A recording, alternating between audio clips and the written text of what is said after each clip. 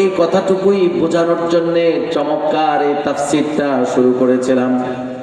খুব ভালো করে শুনবেন। হযরতে শামঈল আলাইহিস সালাতু ওয়াস সালাম আল্লাহকে প্রশ্ন করলেন, ও আল্লাহ, তুমি তালুতকে নেতা বানিয়েছো, তার মধ্যে যোগ্যতা কি একটু আমাকে বলো, আমিও মানুষকে জানাতে চাই ওই নেতার মধ্যে কি কি যোগ্যতা আছে। সুবহানাল্লাহ পড়েন। সুবহানাল্লাহ। আল্লাহ তাআলা সঙ্গে সঙ্গে নাযিল করলেন, ওয়াজাদাহু বাসতান ফিল ইলমি ওয়াল জিসম ওয়াল্লাহু ইউতি মুলকাহু মান ইয়াশা ওয়াল্লাহু ওয়াসিউন আলীম। আল্লাহু আকবার। ওয়াজাদাহু বাসতান ফিল ইলমি ওয়াল জিসম ওয়াল্লাহু ইউতি মুলকাহু মান ইয়াশা ওয়াল্লাহু ওয়াসিউন আলীম। আল্লাহু আকবার।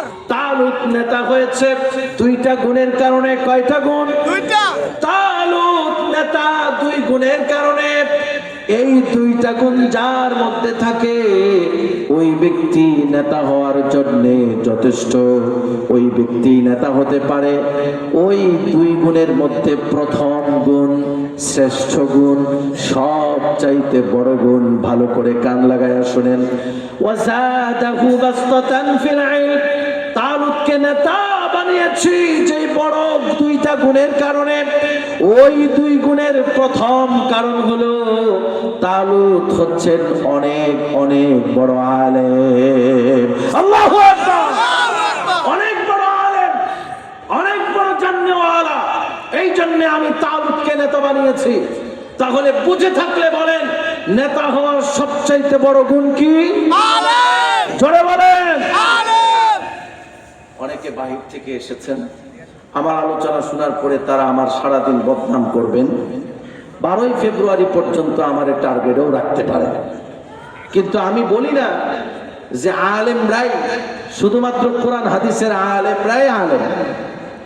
কোরআন হাদিস পড়ে নাই, কিন্তু এখন স্টাডি করে, হজ করে, নামাজ পড়ে, যাকাত দিয়েছে, ওলামাদের সঙ্গে চলে, সেও এই কাতারে আসতে পারে। কথা বলেন ঠিক কিনা?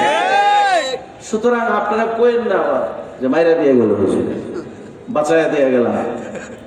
আপনি পড়েন নাই, আলেম হন নাই, আপনার সার্টিফিকেট নেই, কিন্তু আপনি এখন কোরআন পড়েন, হাদিস পড়েন, ওলামাদের পরামর্শ চলেন, সুন্নাহ অনুযায়ী জীবন গড়েন। আপনার দাড়ি আছে, আপনার টুপি আছে, আপনি পাঞ্জাবি পড়েন, ওলামাদের চোখের উপরে কথা রাখেন না, ওলামাদের বিরুদ্ধে যান না, ওলামাদের ডাকলে আসেন, আপনিও আলেমদের কাতারে থাকবেন। জোরে বলেন ঠিক কিনা?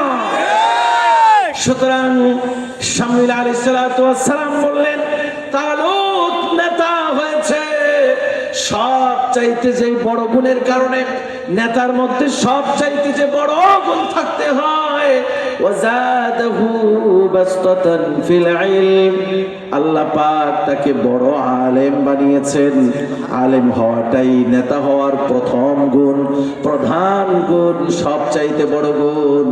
সুতরাং আমরাও এমন গুণের অধিকারী আলেমদেরকেই নেতা বানাতে চাই। হাত উঁচু করে আল্লাহরে দেখান, নারায়ে তাকবীর, আল্লাহু আকবার। বলে যাবেন না তো? না। 500 টাকা দিলে না, 1000 দিব না, কাটমাট দিব, কিচ্ছু দেয়া চলবে না, ভিতরে ঢুকাইলে টাকা আসবে না, তাহলে অন্তত ভুলবেন তো? না। ঠিক আছে, মনে জানেন ইনশাআল্লাহ পড়েন ইনশাআল্লাহ। সুতরাং তালুত নেতা কয়টা গুণের কারণে? দুইটা। নেতার মধ্যে কয়টা গুণ থাকতে হয়? দুইটা। 1 নাম্বার গুণ কি? আলেম হওয়া। এবার 2 নাম্বার গুণ আল্লাহ পাক বলছেন, তালুতকে নেতা বানিয়েছি গায়ের জোরে নয়, বরং তার মধ্যে নেতা হওয়ার 2টা গুণ আছে। প্রথম গুণ হলো তালুত একজন বড় আলেম। আরেকটা গুণের কথা আল্লাহ পাক বলছেন, ওয়াজাদাহু বাসতান ফিল ইলমি ওয়াল জিসম ওয়াল্লাহু ইউতি মুলকাহু মান ইয়াশা ওয়াল্লাহু ওয়াসিউন আলীম। আল্লাহু আকবার। তালুতের মধ্যে যে 2টা গুণের প্রথম গুণ তো চলে গেল, এবার 2 নাম্বার গুণ। যে 2 নাম্বার গুণের কারণে তালুত নেতা হতে পেরেছেন, ওই 2 নাম্বার গুণ হচ্ছে আল্লাহ পাক তালুতকে সুস্থ রেখেছেন, সবল রেখেছেন। আল্লাহ পাক তার অন্তরের মধ্যে বিরাট বড় একটা কলিজা দিয়েছেন। উনি কাপুরুষ নন, তিনি হচ্ছেন বীর পুরুষ। তালুত নেতা হয়েছে 2 গুণের কারণে, একটা হচ্ছে আলেম, আরেকটা হচ্ছে তিনি কাপুরুষ না বীর পুরুষ। কথা বলেন ঠিক কিনা?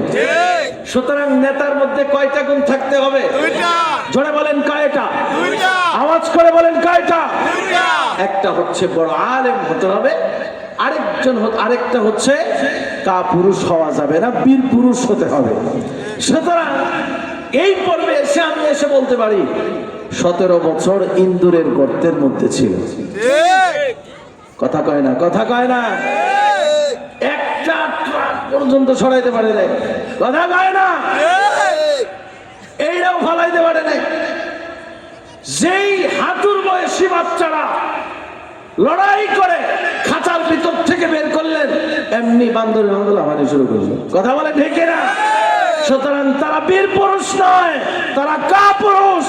আমরা তাদেরকেই বীর পুরুষ মনে করি যারা 17 বছর জালিমের বিরুদ্ধে মাহফিলে ওয়াজে